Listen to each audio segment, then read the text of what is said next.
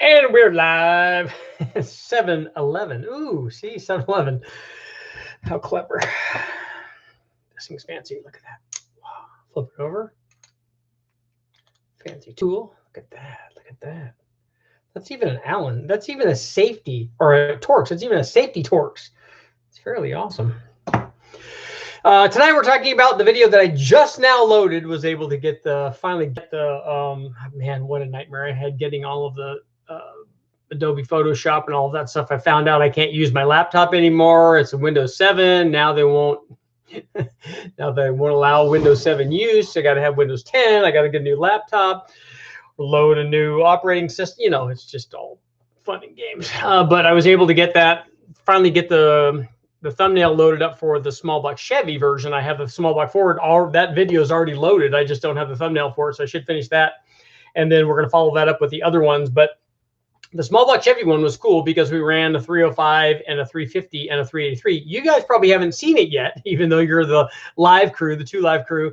So you guys might be doing dual screens. If anybody's able to do that and watch that while we're talking, you guys can watch that video and see what's going on. Because normally we're normally here on a lot longer than the 10 or 15 minutes that it takes to watch that video. So you can multitask and then let me know what you think. You could actually do live commenting while you're watching that. The other thing that I was thinking about doing, and maybe I can do that for the guys that are here all the time on the live feed, and that's that I can let you guys watch the video, obviously, before it's released live. So we can do that. Oh, so Adobe did stop the people from using antiquated versions. And my laptop is very antiquated. I know when I was using my laptop, when I was there doing the filming for Engine Masters, the girl who was their producer was there, and I brought my laptop in because we were opening it up to do the live feed when we were talking about the piston flip thing with Freiberger and Dulcich. And I opened the laptop. She said, "Wow, where did you find that?" So she was laptop shaming me, just right out there in the open and everything. It was quite awesome. She said, "How old is that thing?" I said, "Well, you have to carbon date it." So she got a good laugh out of that. So it was awesome. But yeah, it came over on the Mayflower and stuff. It was it's fairly old, but it is it's an OG like tough book, although not the serious tough book, the semi-tough book. And Eric over at West Tech hooked me up with a deal on it. There was a refurbished one they're from military or law enforcement or something, and then somebody buys them and refurbishes them so I've been using it for quite a while, and it's been working fairly well. But and I wanted Windows 7 on. I didn't want Windows 10.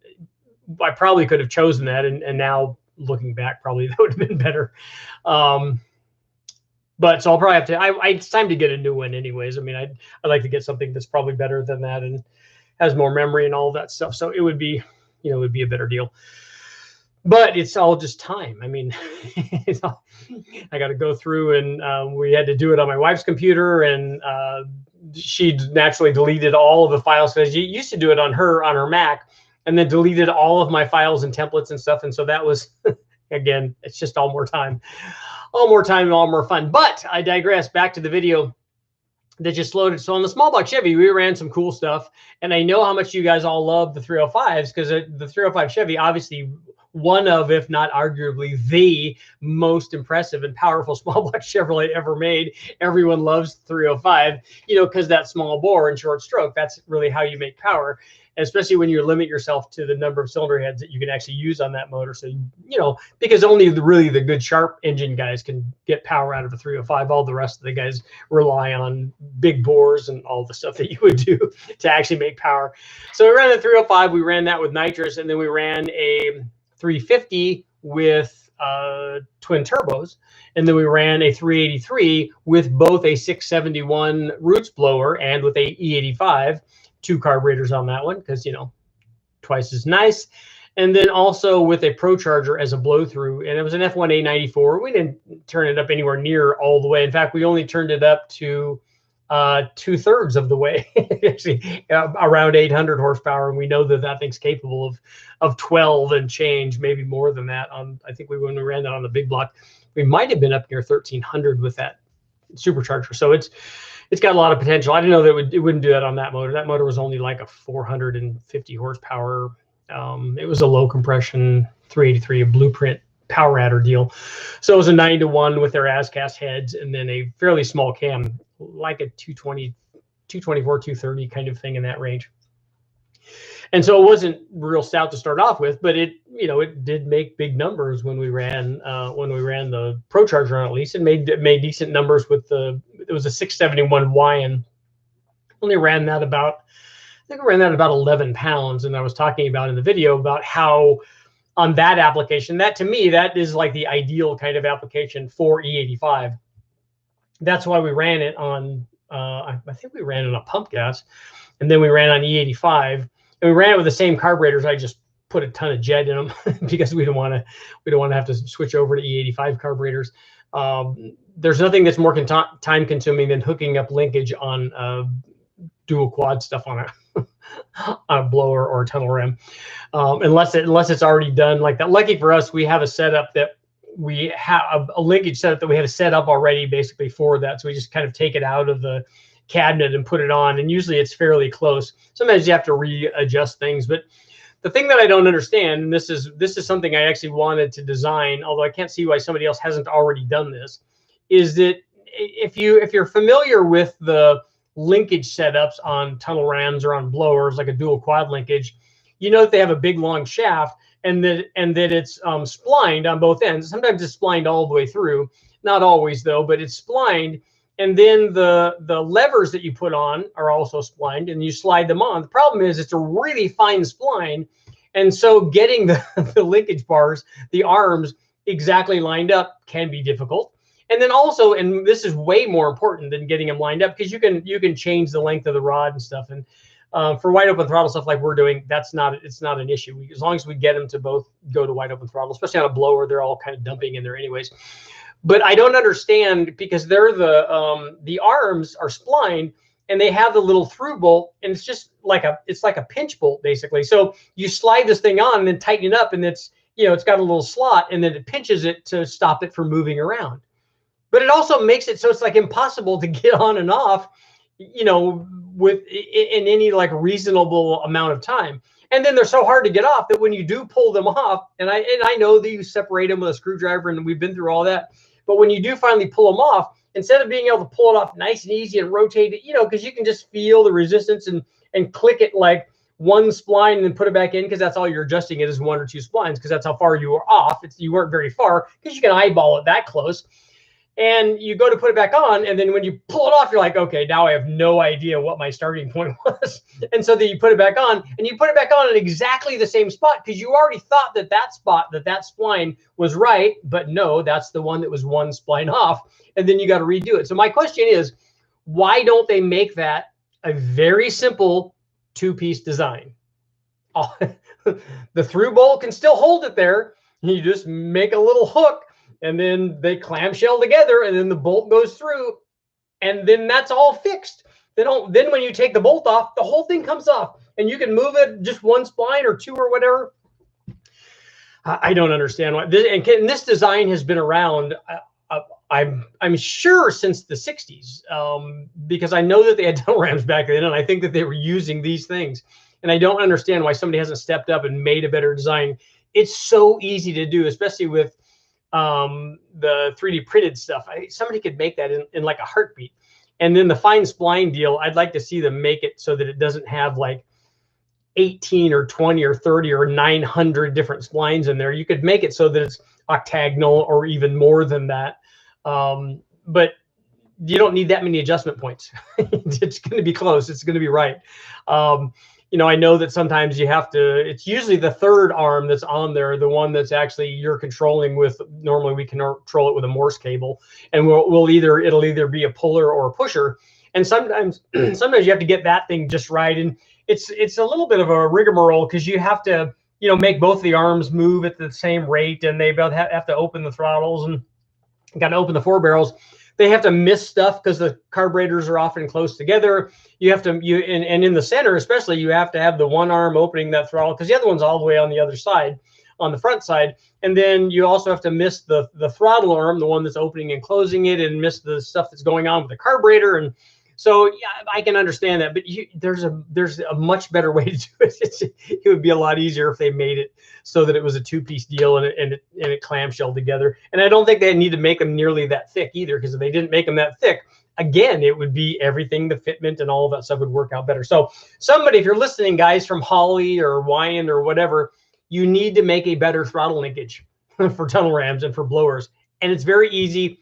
If you want to see how to do it, just contact me and I will let you know. I'll show you what I have in mind. I can draw it out on a cocktail napkin and then you guys can make it. It's very simple. So, and then, but now back to, after my long tangent on throttle linkage, on the blower stuff, the cool thing about the roots blower and the centrifugal blower, and I'm sure people will complain, oh, you needed to run them at exactly the same amount of boost, because then all the roots guys are going to say, yeah, but you ran the centrifugal blower at higher boost. Yeah, I did. It's more blower. Okay, that's not a surprise that an F1A94 will make more power than a 671. It will, and not by a little bit, by quite a bit. So it's not a comparison between those two. I just wanted to show more. You know, it's always a thing to show the difference in the boost curves provided by the different kinds of blowers, because they're dramatically different. I mean, we have one was a blow through, one was a draw through. You know, there's a lot of cool stuff going on there, and people should realize that one isn't inherently better than the other, but anybody that has the one that they have, that's the best one, except for the other guy that has the other one, then that's the best one. But I really like that F1A94. We've run it on a lot of things, and it seems to be, you know, relatively responsive, you know, comparatively so for a centrifugal supercharger, because they're not terribly responsive down low. But that one can make lots of power, and it has a good dynamic range. We've run it from, this one was 800. Like I said, we've run it all the way up to 12 or 1300. And it's a sizable step when we run that blower compared to like the D1SC is, in my opinion, kind of the go-to sub 1000 horsepower street kind of blower.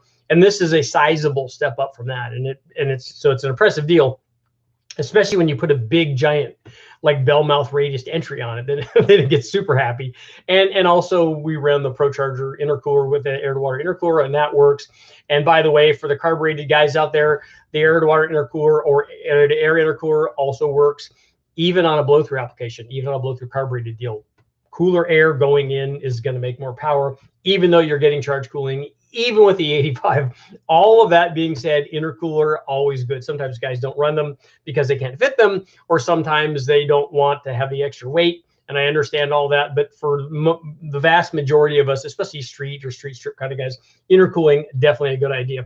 And then on the twin turbo deal, it wasn't a real high horsepower deal. Neither was the Ford, which will go up right after I get off of here. The Ford version of the Power Adder deal, small block Ford.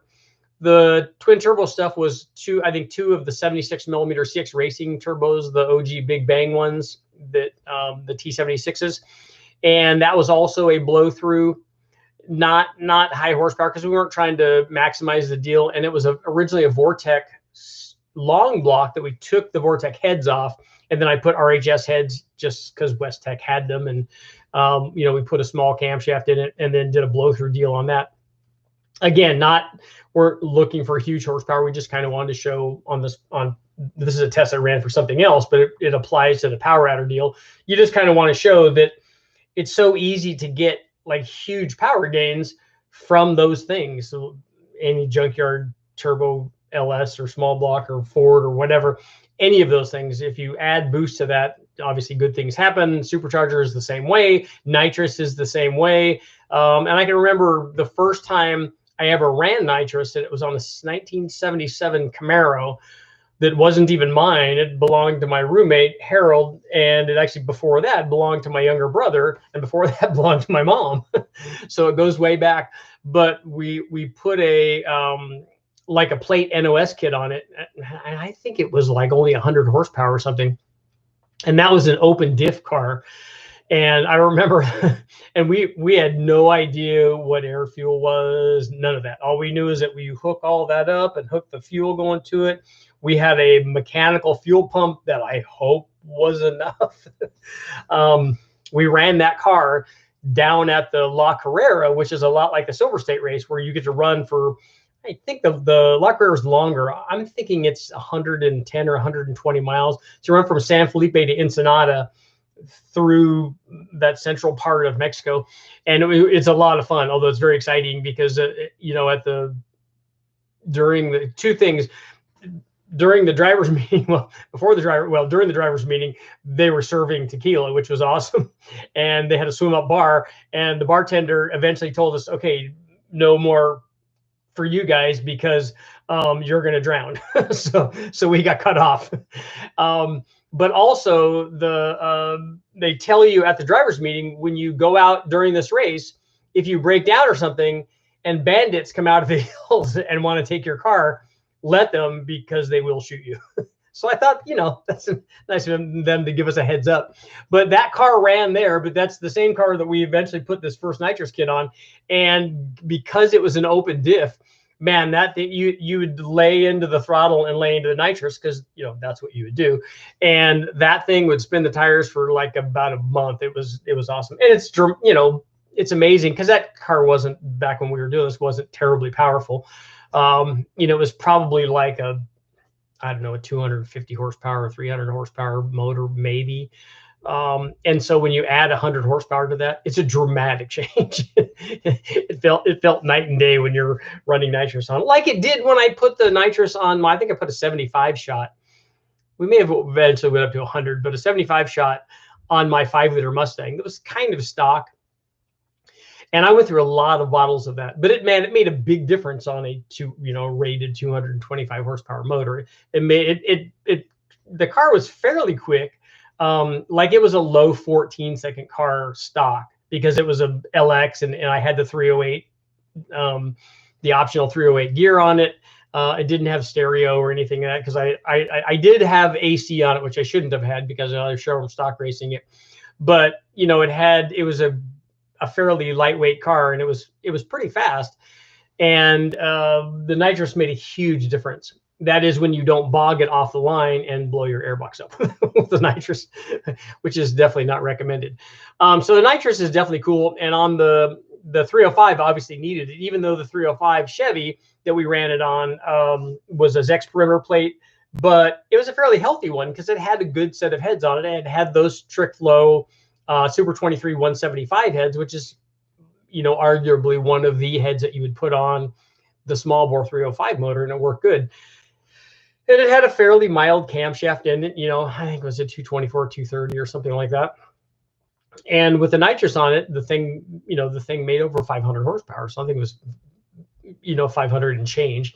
And so that would be a real sporty 305. So even the 305s you can make decent power with. Obviously, if it's bigger, it's going to be better. And then the 350 with a turbo, lots of power, lots of torque, and then obviously blower stuff on the 383. It was already starting off fairly torquey, but then a big 671, especially with 11 pounds and then E85, things were looking really good on the torque curve, especially down low. And then if you have 800 and plus horsepower, 30 or 40 horsepower, that's a lot. That's enough to get you in trouble and do some real smoky burnouts and stuff, which is awesome. So I was looking today at more stuff on the 2.2 liter turbo stuff, doing that and looking at the 4200 stuff. Lots of research today, but let's see what you guys got going on.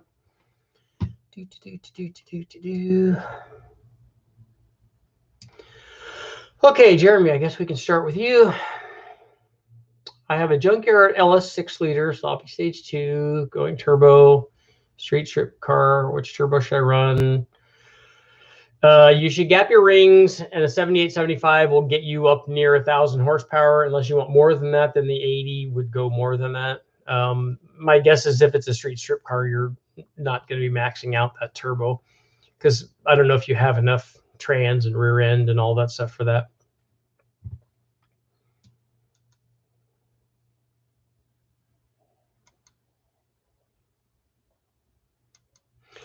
Yeah, there's always crazy stories down in Mexico. The cool thing is when we were running that race, when we were running that La Carrera, before they would run the cars, they would run bikes, and those guys were nuts.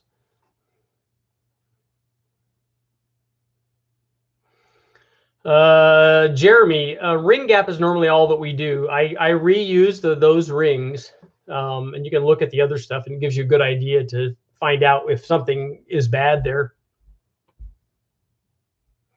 What would minimum cylinder wall thickness? What kind of motor is that? We just run 10 pounds on the stuff that we get from the wrecking yard.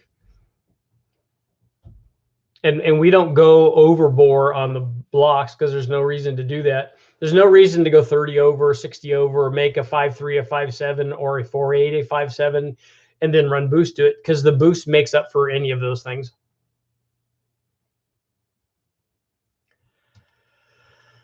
Please explain where cylinder wall thickness counts. It counts everywhere, right?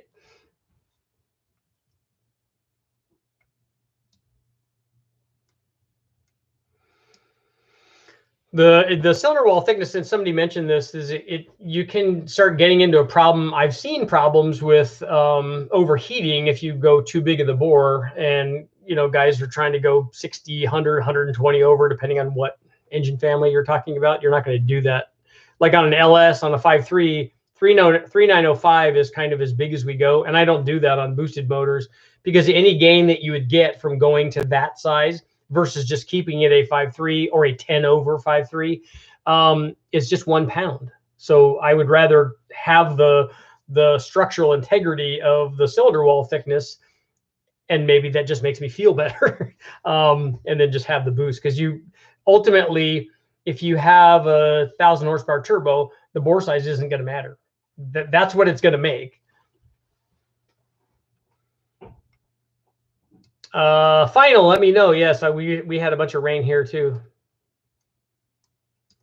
Oh, I got to fly. If anybody saw Weird Science, they would know what that is. 582 twin turbo. Yeah, you can put big turbos on that. Is the 3800 back from where? I haven't been down to West Tech, so when I go down there, the 3800 that I have there that could potentially run is an L67, and I'll have to take the heads off of it, definitely. And maybe I can get away with, I'm hoping, take the heads off of it that are on it and put the L32 heads on it. And if that works out, I can put the cam in and turn the blower up and do all that kind of stuff. Have you tried a large single carb on a 671? I haven't, because I don't think I've ever had a single carb lid for those. Burnout box.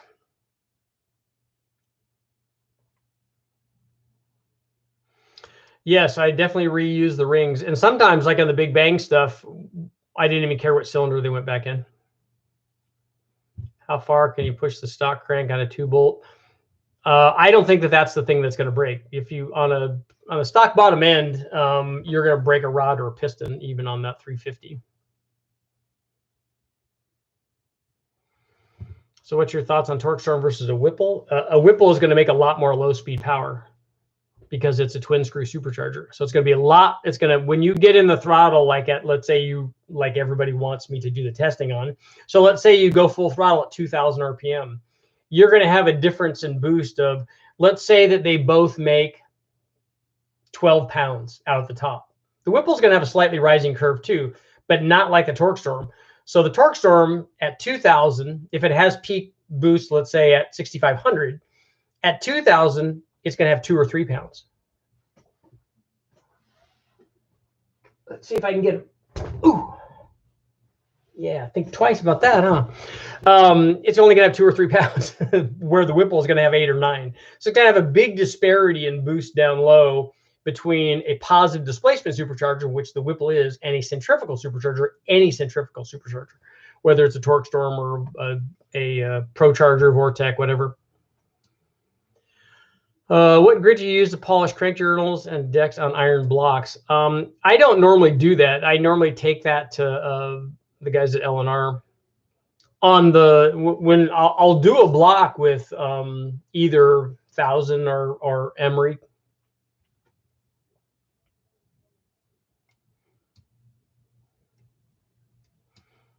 I don't know when the K24 is. I don't know when we're going to do that. Best cam for a high horsepower 383. I don't know what you mean by high horsepower. Is it a turbo motor? Is it an NA motor? Are you wanting to run it to 9,000 RPM, or what are you trying to do to it? What heads do you have on it and all that? Would you prefer to K20 swapping? Well, an LS motor is going to be a different kind of combination than the K series would be in an S10. Both of them you can make lots of power with, and they'll be fun in different ways, but the LS will be a lot torqueier. There you go. Come on, you got to turn it back. You'll ruin Christmas.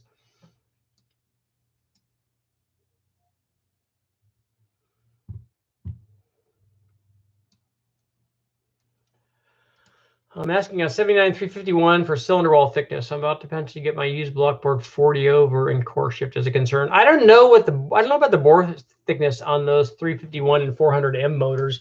I'm not sure. Just maybe have it sonic checked, and I don't think you're going to be going to the limit of the strength of the bore, even if you turbocharge that thing, because you're not going to be running 20 or 30 pounds on that. Have I ever done any nitrous testing? Yeah, we've run nitrous on lots of stuff.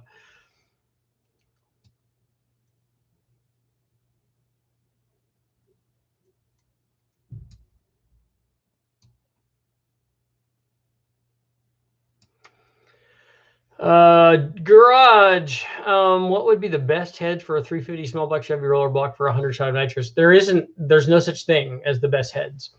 The nitrous just adds to whatever is there. So forget that you're running nitrous. Now you got to decide how much power do I want to make naturally aspirated, and then I'm going to add 100 shot to that, or 150, or whatever shot you add to that. That's how to look at it. So build the motor to make whatever power you want it to make NA, and then add whatever amount of nitrous. The head's not at all going to be affected by whatever you're doing with the nitrous.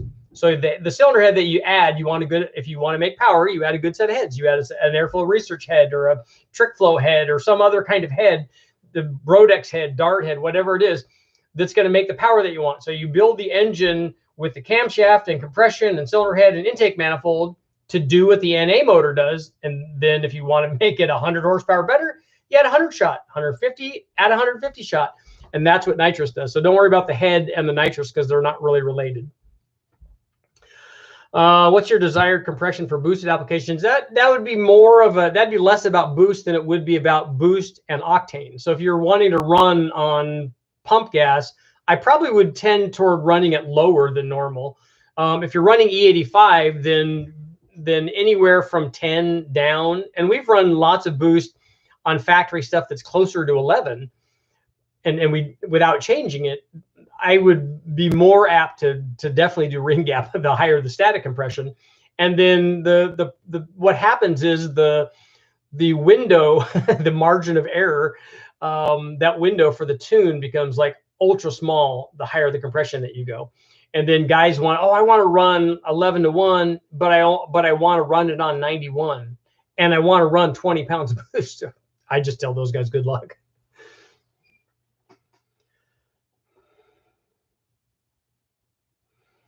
Burnout box. The boost doesn't make a difference. Again, just like the nitrous explanation, the boost doesn't make a difference with the port or with the valve size. Think about the NA motor. Whatever is going to help the NA motor, and then you add boost to that. I don't think people put 202s in the 862 heads, but a 2-inch valve, I think, is what would be in that 317 head. A 2-inch valve tends to help the flow of that smaller head. Although I think I would be less apt to do that on a 5.3 than I would be on a 6.0.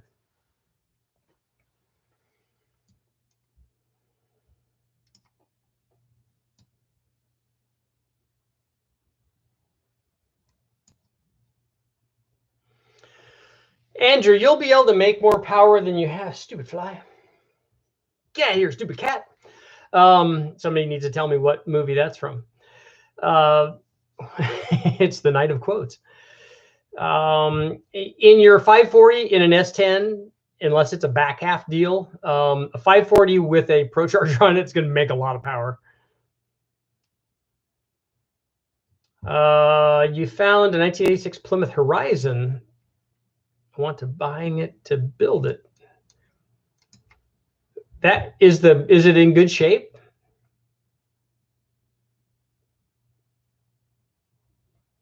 Yeah, 9,000 RPM, 383. Maybe if you did it with lots of bore size, it would be okay.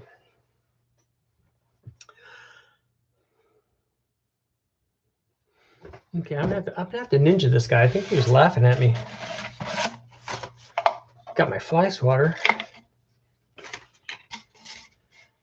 I'm gonna see if I can knock him out. That'd be awesome if I could get that guy. Yeah, you got to get on camera too. Let's see, where were we? Let's see.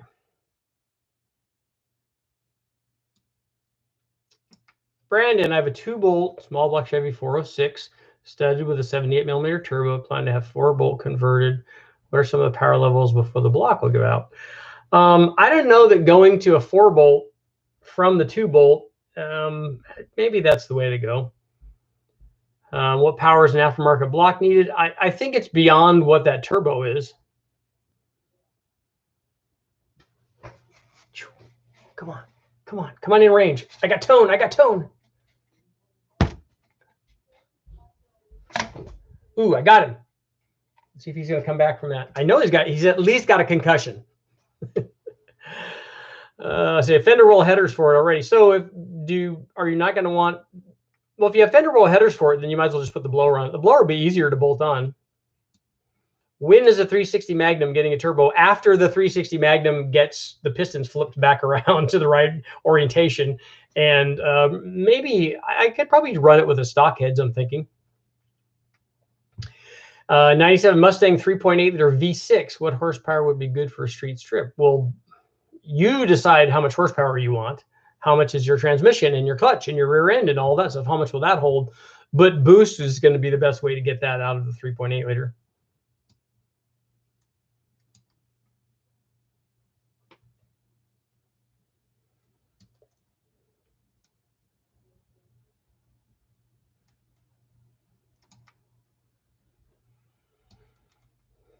Kevin, thank you, Mark. Did I miss it, or have not made the Magnum go bang it? Well, I haven't done anything with the Magnum since we ran a whole series of stuff when I was down there with the Engine Masters guys. We did the piston flip, and then we ran a bunch of different intake manifolds on it and cam upgrade and that kind of stuff. But I haven't run any boost on it yet. But I will, and thank you. I will.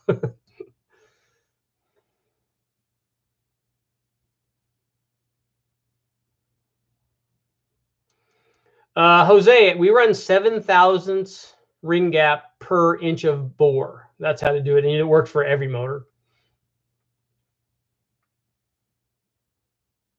I'm trying to get away with a 350 small block running 9.5 to 1 on pump gas. Is it an iron-headed motor, Sean, or an aluminum-headed motor? And it's non-intercooled, and it should be. If it's a blow-through carbureted deal, you probably could get away with that. But see, already you're saying I'm running 8 to 10 pounds. What he really means by that is more than 10 pounds. Because if you run 8 pounds, you'll turn it up, and then you'll turn it up, and that's why an intercooler is a good idea. Low buck supercharged 4-valve 5/4 Navigator. Do I drop compression? Do I use 2-valve 5/4 pistons? Something from a 4.6. What are you using? What supercharger are you using on that?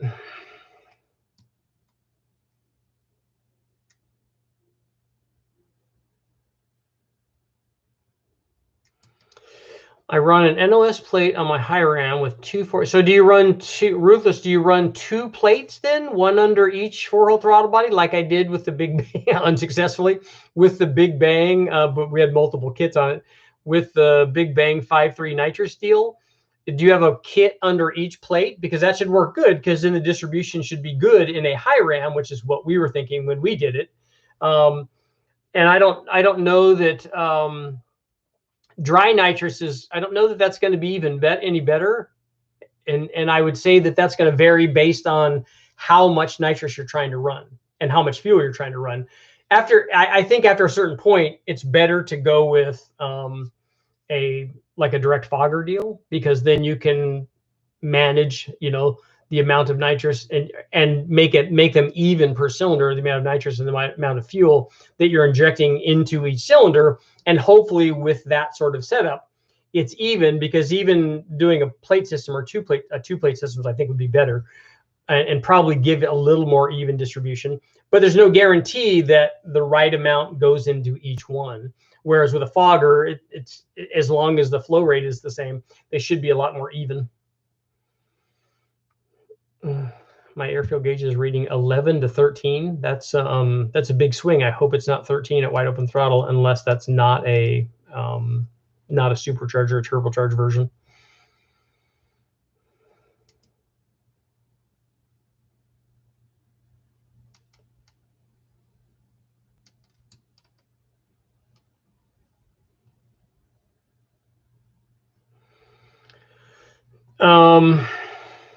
Pro Street, the 750, the size of the carburetor, actually the bigger the carburetor, the more likely the thing is to run lean and not rich. So if it's too rich, you need to look at something else. It's not the carburetor size. It's going to be the jetting or the signal. I did see the stuff on the new Z06. It looks pretty impressive. I mean, that's a fairly high specific output motor.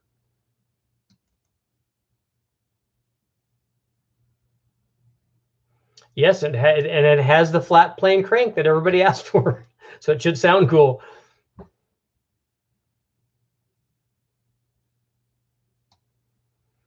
So you can buy the Horizon, you can buy the whole car as a builder. That our guys won't let us do that. The Magnum's going to the moon.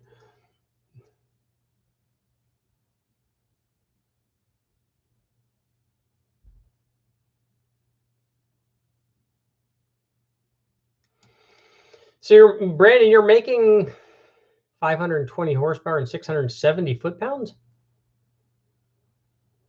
Why is there so much more torque than horsepower?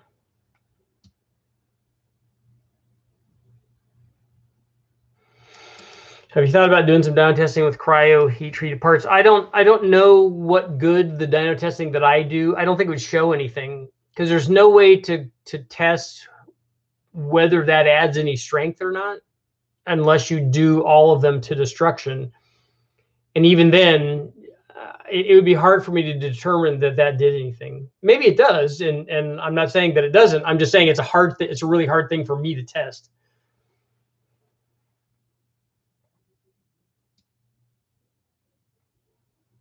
The Pink Panther episode is one, but no, the Fly is definitely from Weird Science.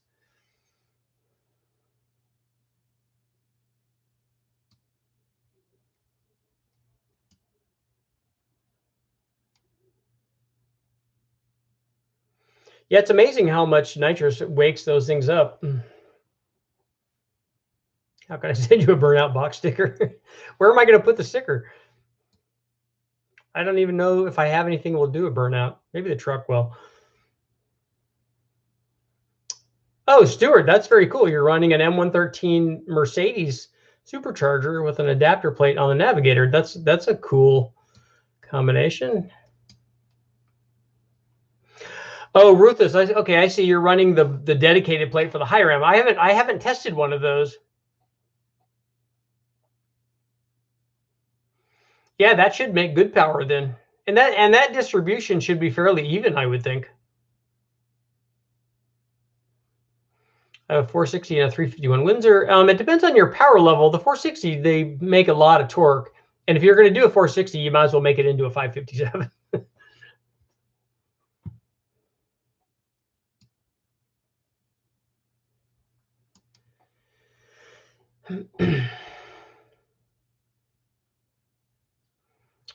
I think a centrifugal blower is easier on tuning on a blow-through carb setup than a turbo is.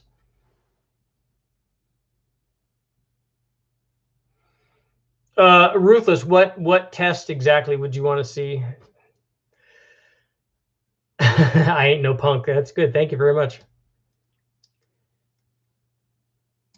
Do you need an O2 sensor on each bank for a single turbo V8? We sometimes do that, but it's hard to do a lot of times on a turbo unless you have, like if you're using cast exhaust manifolds or something to feed the turbo, which we do a lot. It's hard to have an individual O2 on each bank. I see what you're saying. I thought you were talking about individual cylinders. I don't normally do that. I run the sensor on one side, and if we're running a single turbo, I run it after the turbo anyway, so after it's already merged. How much boost would you run on a stock small block? Well, hopefully before too long, I'm going to find out how much we can run. I've never run all of it. You're going to get a GM 632. I'm not that guy. I'm not one of the Motor Trend guys that gets that kind of stuff.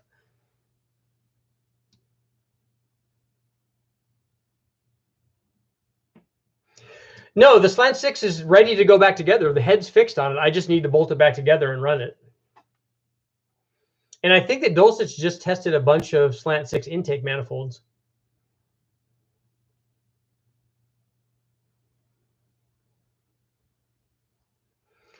Adam, 12.5 to 1 is not what I would do on a turbo combination. You can, as long as you have lots and lots of octane.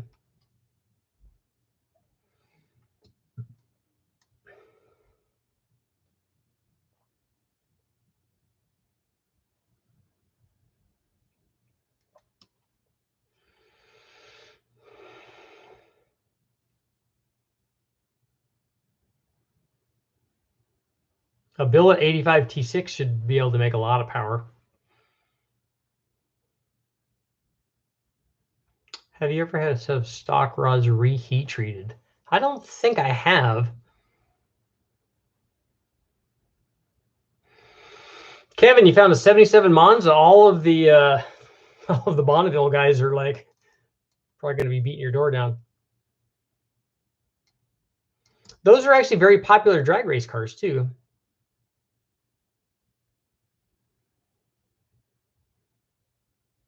Oh, the one up in Sacramento will let you do that? Man, I need to come up there and take a look.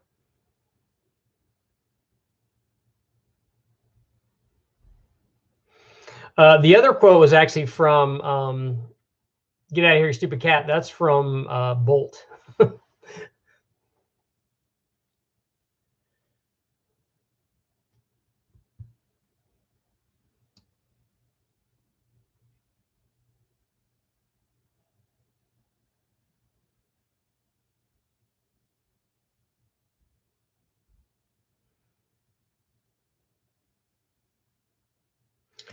Oh, Josh, so you want it? They're micro polished then to see if it adds power. So you want to see if the change in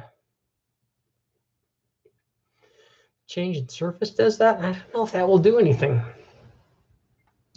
Derek, thank you very much.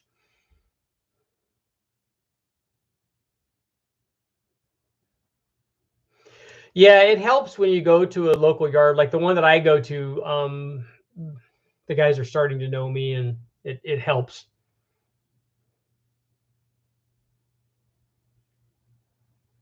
An LU3 in a Laguna, yep. Did you cut a ½ inch off? I need to. They are pretty far down the hole. Do you have to put a delay on how quickly the O2 sensor responds if it's further down the stream? I don't see that. What I do when I'm tuning is we run the O2 sensor in the turbo, we make a run, we see where the airfield needs to be adjusted. It's too rich here, too lean there. We take fuel out and add fuel in the spots where we need to adjust it. We run it again, and then it's fixed. So it's not I haven't seen a delay thing that people talk about.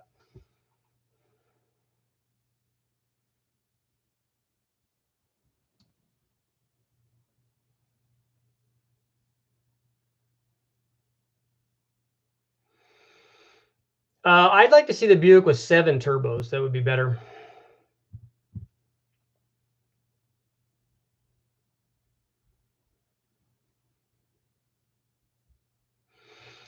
ProSeal ProCharge blow through small block would work good in that it'd make a lot of power. We ran one for Chad Reynolds' wagon when we did that TV show for Daphne, and it works really well. His was a 400, and it was from the guys at Blueprint, so it was a power adder deal. But we put more camshaft in it, more cylinder head on, put trick flow heads on, and a bigger comp cam and stuff in it.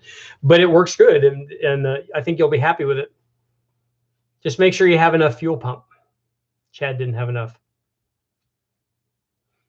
Yeah, I can't wait to run the Slant 6 too. I haven't done I have never run one of those that I can remember.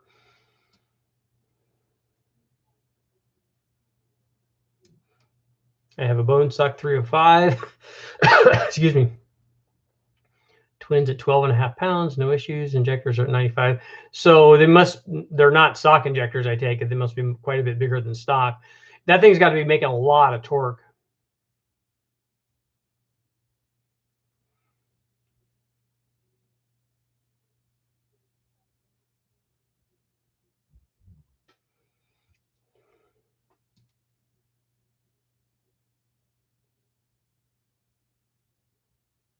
Yeah, they do like it. They become your friend at the wrecking yards when you spend lots of money there. So when I go there and buy 3 or 4 motors on the weekend, which has happened many times, we get a bunch of them all at once on the sale weekends. When they used to be 50% off, now it's 40% off. They like it when you spend lots of money. Oh, Pro Street, you still have a 75 Vega, nice.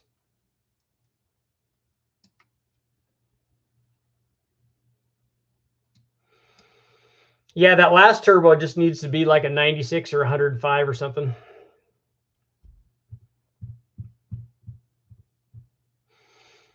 The K-Mac, the 351 is probably going to fit better than a 460 is, and you can make a lot of power, especially if you boost it. Richard, can I run? I'm sure you mean 243 heads on LQ9 with that cam. Go for S480, 1,000 horsepower. What do you think?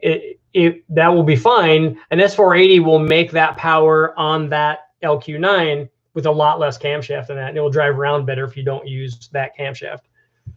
You could do that. You could put a camshaft in it that you don't need a converter with, that you could run a stock converter with those heads and the truck intake even, or a Trailblazer SS, whatever you want to run. And you can run a mild enough cam, like a stage 2 truck cam or something, and still get 1,000 horsepower with that camshaft, and it'll drive around a lot better.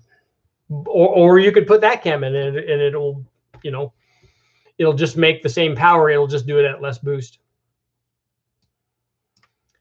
What fuel system mods to run a blow through? Well, you need enough fuel pump to supply the fuel flow at whatever pressure you're going to have to run that system at. So if you have to have 7 pounds to feed the carburetor.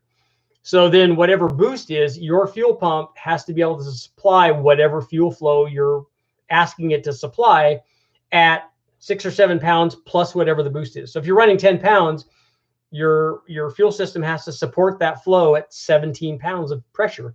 And that takes a fairly good pump to do that, because a lot of the carbureted fuel pumps, the fuel flow falls off dramatically after you start raising the pressure.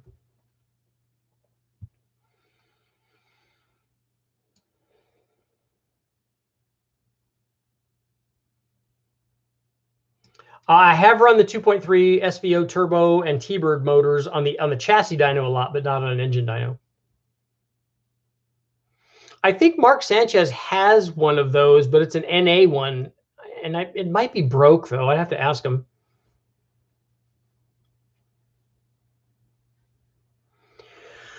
Kyle, lots of 4.8 videos up for you to choose from whatever kind of power level you want to make on a 4.8. A cammed 4.8 can be like, stock one makes, the way that we run it, makes like 330. So you can make, 350, 370, 400. More than that, depending on how cammy you want the thing to be.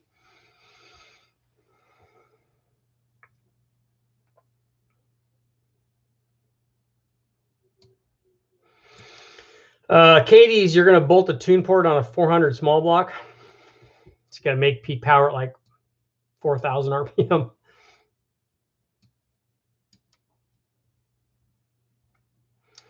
Lots of guys run 8s in a 4.8, a boosted 4.8. Matt's done it. I think Calvin's done it. Although Calvin, I think the one that Calvin went 8s in is a D-stroked 6-liter.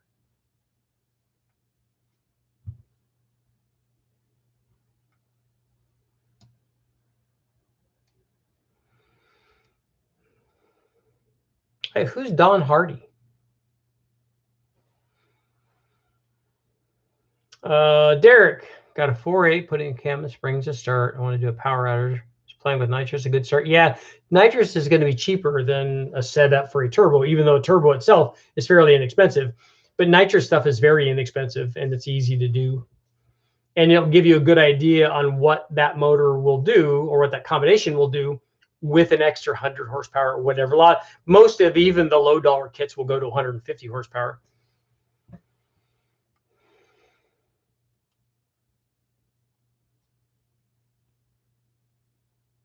So, so you got offered jobs when you're at the wrecking yard?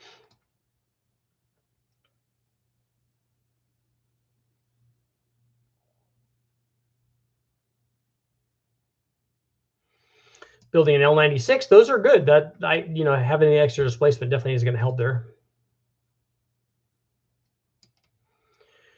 Do you think Helmholtz resonance can be paired with boost?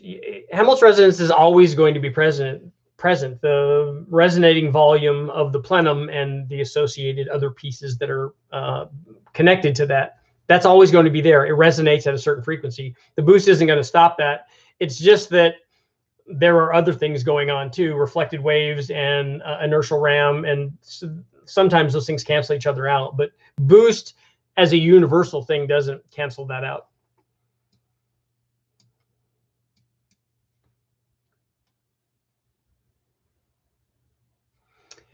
Ooh, a 77 Vega wagon, nice.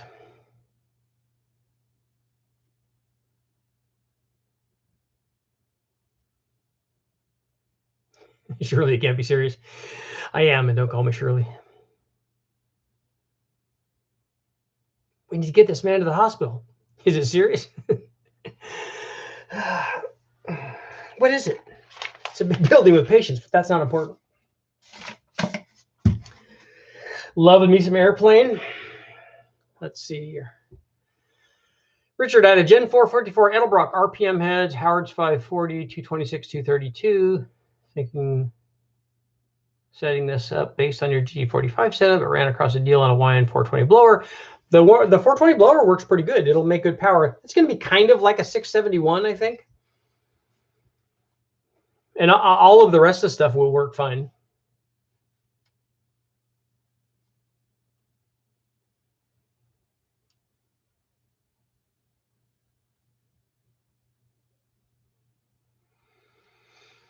Yeah, that's what I have. My 2.3 in. It's an 87 turbo coupe. Nice. What's the safe boost level?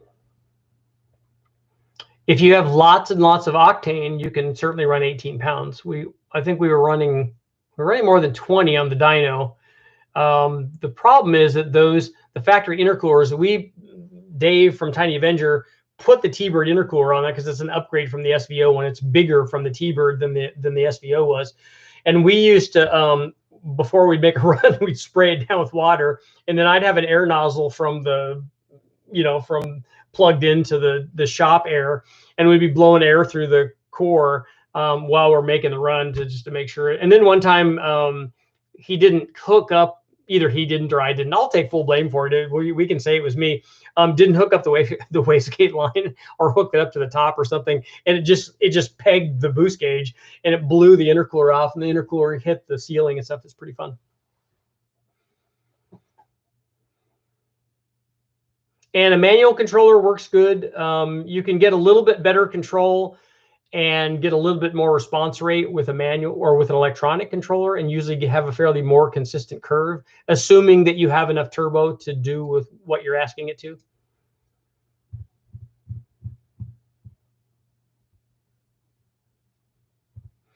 Yeah, Stuart, what you want from the supercharger is you want it to not make a lot of boost. You'd rather have the motor be more efficient and have that thing make less boost, because if it makes less boost, it's flowing more air and it has a cooler charge temperature. That thing, I think, has an integrated air to water cooler on it, if I remember right. How much nitrous can I run without pulling timing?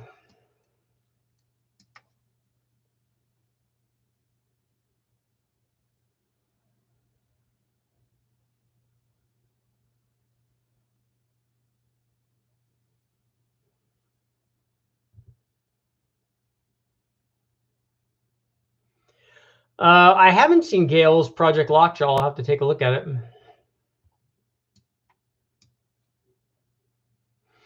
I don't know where you find EQ heads. I looked around for some when we first started doing the Magnum stuff, and I didn't really see any that were available. They're apparently harder to find. I'm going to try some from the guys at Speedmaster, though. Thoughts on the Vortec V3 non-intercooled for a 2-valve? You can run that. We've run them a lot.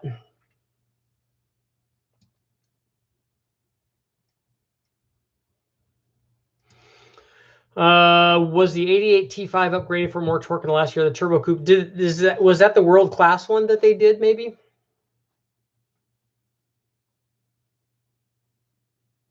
Yeah, the turbos were tiny. They were T3s, and some of them were 48 ARs too, and then they had 63s and also 82s that we tested. Can you daily a blow through E85? Will the car be too much of a pain every day with the 85 and corrosion? No, actually, the more that you drive it, the better it is. It's when they sit for a long time that things get bad.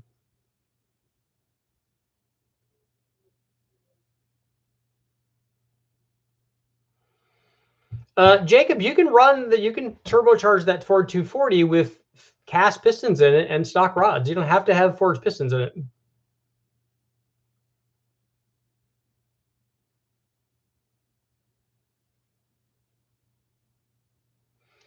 We all picked the wrong cam.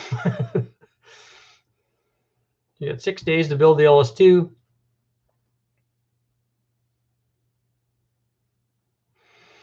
And you can run a hot mess. You can run a manual controller, and you can route it to the top and bottom. And we've done that sometimes. But yeah, an electronic controller is going to be better because it's going to hold the gate closed until it reaches the thing. And manual controllers don't normally do that. You start getting like bleed off before that, and so it kind of chops the curve off at that point. Otherwise, the curve goes up and then levels off. And if you can, that's more boost, more average boost if you can have it held closed.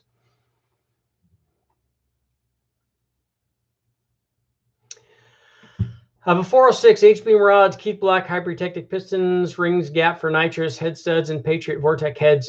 Well, Tyler, the easiest way is you can mathematically calculate it if you can figure out what the chamber size is on the heads, and you can look at the pistons and see if they are a flat top or a dish. If they're a flat top, your life is easy. If they're a dome or a dish, it gets a little bit harder because then you're just going to have to estimate whatever that is.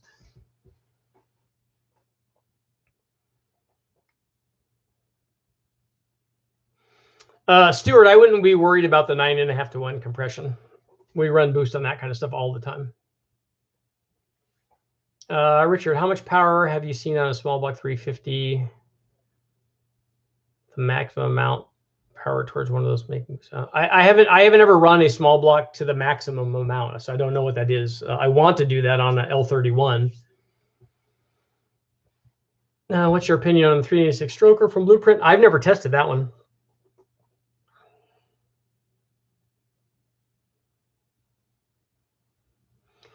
The boost is not going to break I mean, Jacob, if you think about what we do with the stock bottom end LS motors at 29 pounds, at 1,540 horsepower and 1,300 and whatever foot-pounds of torque, and it doesn't break a stock cast piston or a powdered metal rod, I don't think you have to worry about. And 10 pounds isn't like a breaking point, because if you have 10 pounds and you only have 8 degrees of timing, it's not going to break.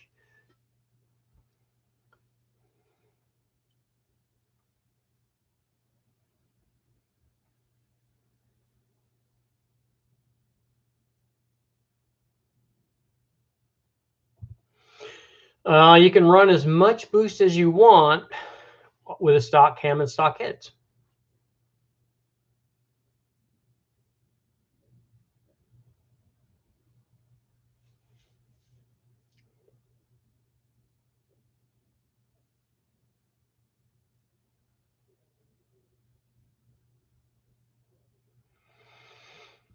Yeah, stock bottom end, small block. And think about what it takes to run. I mean, this hot rod saying that he's seen one run 8s on a stock bottom end.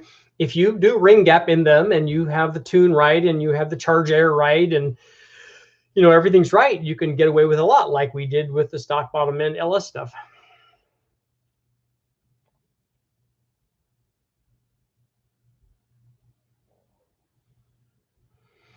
I do need to do the big bang, big block.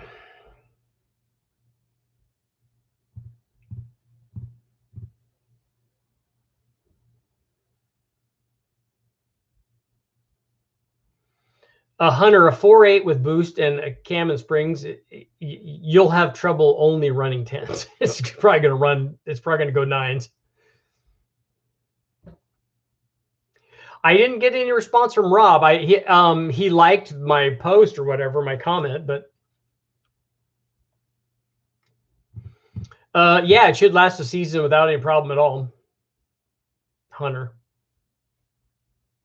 All of that is going to be tune. That's not going to be strength. If you put ring gap in it and the tune is right, and you got head studs and good gaskets on it, and everything is right, you have a good intercooler and all that.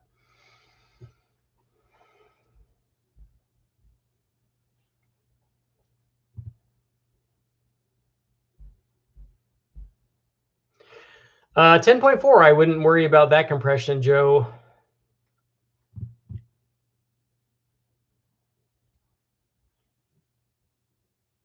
You're doing a compound setup with 2 of the same size turbos?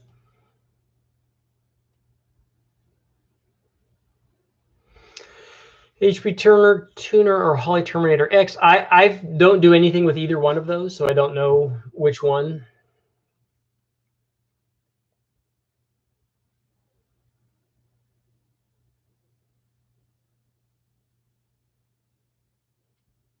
Yeah, if you a hot mess, is that a big block? It's got to be, right?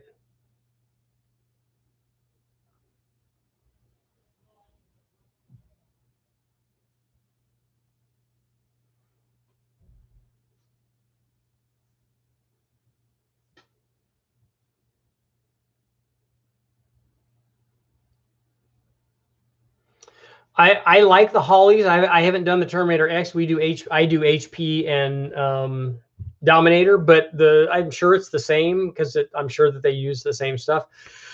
And as long as it can get you the airfield that you want, the timing that you want, then it will make the power. E85 works fine for that compression and boost. And you can pull timing. You program what kind of timing to take out, like with any sort of standalone or even a factory ECU. You determine what the timing curve is under boost.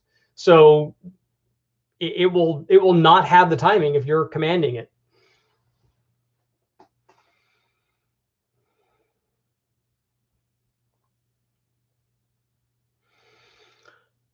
All right, guys, it's time to get going. Say, man, time flies when you're having fun and when you're crushing those flies. UPS first class, nice. I'm liking it. Thank you guys all for showing up. Make sure to go take a look at the video that I put up on the small block Chevy power adder stuff, and then the Ford stuff should go up right after I get off here. So you guys have a good night. Thanks for showing up, man. We'll see you later.